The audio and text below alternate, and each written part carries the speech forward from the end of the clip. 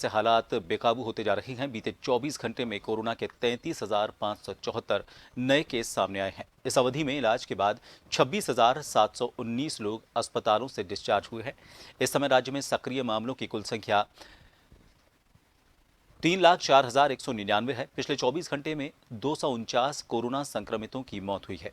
बता दें, कोरोना के बढ़ते संक्रमण को रोकने के लिए सरकार प्रयास कर रही है और इसी कड़ी में सीएम योगी आदित्यनाथ ने डॉक्टरों, सुरक्षाकर्मियों, पैरामेडिकल स्टाफ की जिलेवार सूची तैयार करने के लिए संबंधित अधिकारियों को निर्देश दिए हैं।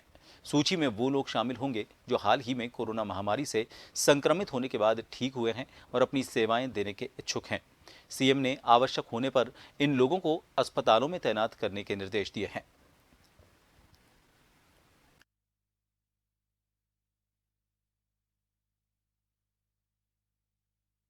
उत्तर प्रदेश की राजधानी लखनऊ में जो टिमटिमाती लाइटें नज़र दूर से आती हैं, ये छोटी छोटी वो लाइटें हैं जो लखनऊ के भैंसा कुंड में हैं। यहाँ सैकड़ों की तादाद में लोगों के शव जलाए जा रहे हैं।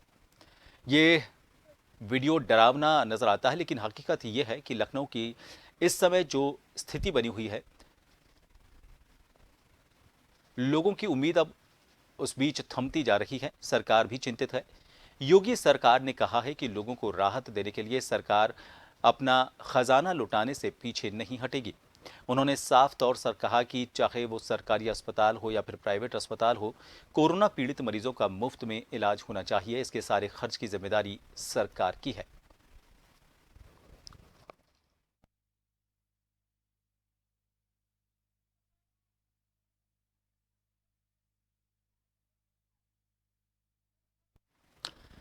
और उत्तर प्रदेश के साथ लखनऊ के इन हालात को लेकर बातचीत करेंगे। लखनऊ से हमारे वरिष्ठ सहयोगी राजन सिंह हमसे जुड़े हुए हैं।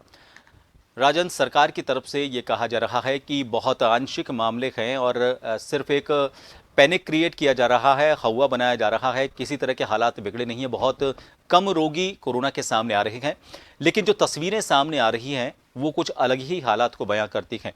क्या लगता है आपको, या तो मुख्यमंत्री को सही जानकारी प्रशासन की तरफ से नहीं दी जा रही, या फिर जानबूझकर इसे अनदेखा किया जा रहा है और सिर्फ कागजी कार्रवाई की जा रही है? जी प्रभात, बिल्कुल आपने सही कहा है कि जो ये आंकड़े हैं मुख्यमंत्री तक सही आंकड़े नहीं दिए जा रहे हैं। आपको बताएं कि ऑन रिकॉर्ड जो मर रहे हैं यहाँ पर वो 80 और 100 के बीच में आ जा रहे हैं। लेकिन आपको रिकॉर्ड के अगर अगर बात करेंगे, रिकॉर्ड के हट के बात करें, जो आम लोगों की मृत्यु हो रही है कोरोना से, जो घर पे क्वारंटाइन है, तो वो आप मान के चलिए कि 150 से 200 लोगों की हो रही है।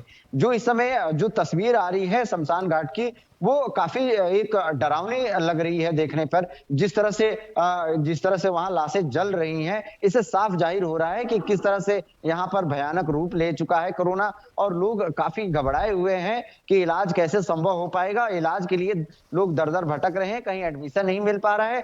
हालांकि इन सब जब ये हालात जो जिस तरह से बने हुए, इन सबको देखते हुए योगी सरकार अपनी तरफ से पूरी कोशिश कर रही है। यहाँ तक कि आपको बता दें कि सरकार अपनी जो खजाने हैं उसको लुटाने के लिए जनता पर बिल्कुल कोई आगे पीछे कुछ भी नहीं सोच रही है। आपको बता दें कि जिस तरह से योगी सरकार ने कहा है कि चाहे वो प्राइवेट अस्पताल हो या सरकारी अस्पताल हो, जो जहां पे जिसकी इलाज हो संभव वो कराए और उसकी सारे जो खर्चे जो है सरकार उठाएगी। तो इससे साफ जाहिर है कि सरकार चाहती है कि लोगों को हर तरह से सहूलियत दिया जाए। लेकिन अब यही बात है कि सरकार तो चाह रही है, लेकिन कहीं से कहीं लोगों का भला नहीं हो पा रहा है। वजह सिर्फ यही है कि कोरोना जिस तरह से माना जा रहा है कि 99% यहाँ पे फैल चुका है। बिल्कुल बुरी तरह से यहाँ पे कोरोना संक्रमित जो है लोग मिल रहे हैं। हर रोज की जो तादाद है वो बढ़ते जा रही है, घटने का नाम नहीं ले रहा है। अब यही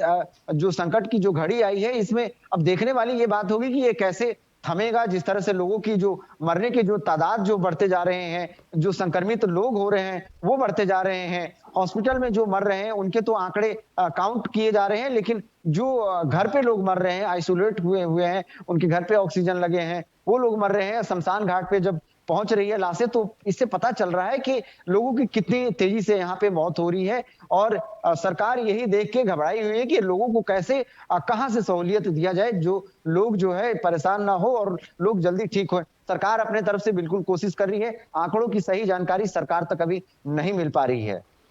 जी राजन, सरकार एक तरफ से ये कह रही है कि चाहे प्राइवेट अस्पताल हो या फिर सरकारी अस्पताल हो, कोविड मरीज का जो भी इलाज होगा उसका खर्चा सरकार वहन करेगी। लेकिन दूसरी तरफ हालात ये हैं कि अस्पतालों में भर्ती ही नहीं किए जा रहे हैं कोविड मरीज, और स्वास्थ्य अधिकारी की रिकमेंडेशन या फिर उसके लेटर के बाद या फिर उसके व्हाट्सएप मैसेज के बाद उन्हें अस्पताल में भर्ती किया जा रहा है। ये जो बैरियर है, इन हालात में कहाँ सरकार उनका इलाज पूरा कर पाएगी? इलाज पूरा होगा तभी तो खर्चे की बात आएगी। तो ये दो तरह की चीजें हो रही है, किस तरह से इस सिस्टम को सुधारा जा सकता है?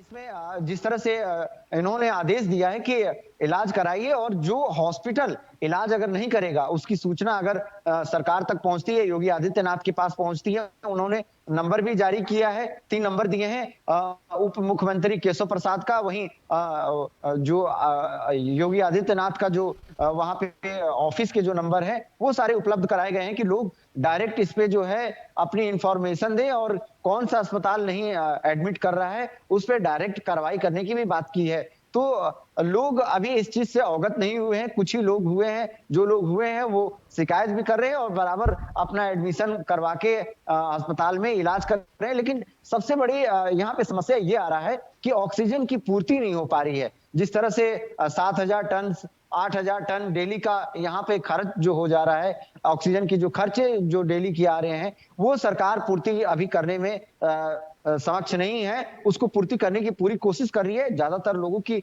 ऑक्सीजन के वजह से ही मौत का जो ये आंकड़ा बढ़ रहा है वो ही माना जा रहा है। तो अब इस पे देखने वाली बात होगी कि सरकार इसको कैसे रोकती है और कैसे जो है इसको कंट्रोल में लाके और लोगों को सहूलियत देती है। हालांकि जिन लोगों के पास सरकार का नंबर है वो तुरंत शिकायत कर रहे हैं। इसके लिए टीम भी गठित कर दिया गया है कि जो अगर हॉस्पिटल एडमिट नहीं कर रहा है मरीजों को, उन पे कार्रवाई होगी। बिल्कुल राजन, बहुत बहुत शुक्रिया।